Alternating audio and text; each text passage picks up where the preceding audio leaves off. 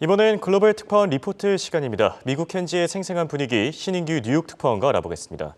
자, 오늘 미국 증시 CPI 발표를 앞두고 일제히 상승 마감했습니다. 전반적인 특징부터 짚어주시죠. 네, 금융 여건을 긴축해서 물가 안정을 달성하겠다는 연준의 바람과는 이 정반대의 흐름이 시장에서 나타나고 있습니다.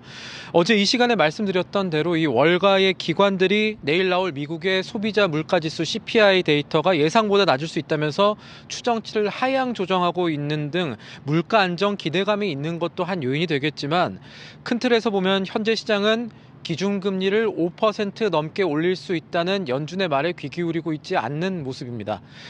최근 연준의 거의 모든 인사들이 시장의 인플레이션 전쟁이 끝나지 않았다면서 매파적인 발언을 쏟아내는 중에도 통화정책에 민감한 2년물 국채 수익률은 오히려 떨어지고 있습니다. 현지 시간 장 마감 시간이죠. 오후 4시 기준 2년물 국채 금리는 연 4.22%로 전거래일보다 3bp가량 하락했습니다. 일주일 전과 비교하면 하락폭은 20bp가 넘습니다. 시장이 연준 인사들의 이 매파 기조에 반응을 했다면 올라갔어야 할 국채 수익률이 반대로 내려가는 모습을 보인 겁니다. 관련해 이 월가에서는 신채권왕으로 불리는 제프리 건들락 더블라인 캐피털 CEO를 비롯한 투자자들의 발언을 살펴볼 필요가 있겠습니다. 제프리 건들락은 이제는 연준이 말하는 것보다 채권 시장을 봐야 한다고 말을 했습니다.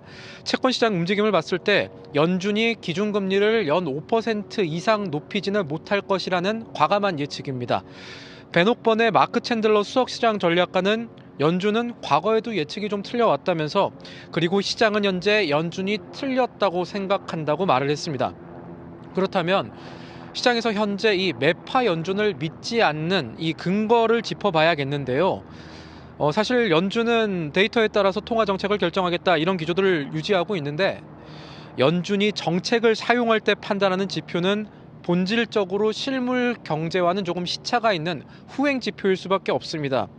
근데 여기에 더해서 통화 정책의 효과 자체도 즉각적으로 나타나지는 않습니다. 그래서 결국 연준이 데이터를 보면서 긴축적인 통화 정책을 결정하게 된다면 어느 지점에서는 경기 침체와 같은 부작용이 연준이 예상했던 것보다 더 빨리 더 크게 나타날 수밖에 없고 그런 징후들이 나타나기 시작하면 연준이 긴축 정책을 지속하기가 사실상 불가능해질 것이라는 논리입니다.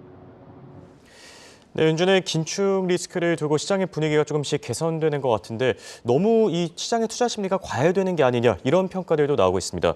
실제로 일부 밈 주식 같은 경우에는 좀 많이 급등을 하고 있는데 월가 반응은 어떻습니까? 말씀하신 대로 이 밈 주식이 다시 떠오르고 있습니다. 밈 주식이라고 하면 투자자들 사이에 입소문이 돌면서 실적과 상관없이 주가가 크게 움직이는 종목들을 말하죠. 그동안 대표적인 밈 주식으로 꼽혔던 베드베스 & 비욘드 티커 종목명 BBBY와 AMC 엔터테인먼트는 오늘 각각 68.6% 하루 만에 21.18% 상승 마감했습니다. 그리고 전통적인 밈 주식은 아니지만 미국의 중고차 거래 플랫폼 기업인 카바나 CVNA도 24.43% 상승하면서 장을 마쳤습니다. 이들 종목에는 공통점이 있는데요. 우선 파산 신청 이야기가 나올 만큼 회사의 상황이 좋지 않은 것, 그리고 유동주식 대비 공매도 비율이 상당히 높다는 겁니다. BBBY는 유동주식의 절반가량이, 그리고 카바나 경우에는 유동주식의 거의 80%가량이 공매도되고 있는 가운데 이 공매도 세력의 숏 커버링을 의도한 숏스퀴즈 전략으로 인한 급등세가 아닌가 이렇게 볼 수가 있겠지만요. 또 한편으로 이런 어떻게 보면 비우량 기업, 비우량 종목들의 급등 현상이 발생할 때는 그만큼 단기적으로 미국 주식시장이 비이성적으로 움직이는 것 아닌가, 단기 과열 있는 것 아닌가 이런 점을 생각해 봐야 하지 않을까 합니다. 이 바이털 랄리지의 설립자인 애덤 클리사플리는 오늘 BBBY와 이 카바나의 급등세에 대해서 맹목적인 투자자들이 아직 시장에 있다는 것을 의미한다라면서 비판을 하기도 했고요. 또 월가에서는 이런 종목들을 밈 주식이 아닌 넌센스 주식이라고 부르기도 한다는 점 참고하실 필요가 있겠습니다. 지금까지 뉴욕에서 한국경제TV 신인규입니다.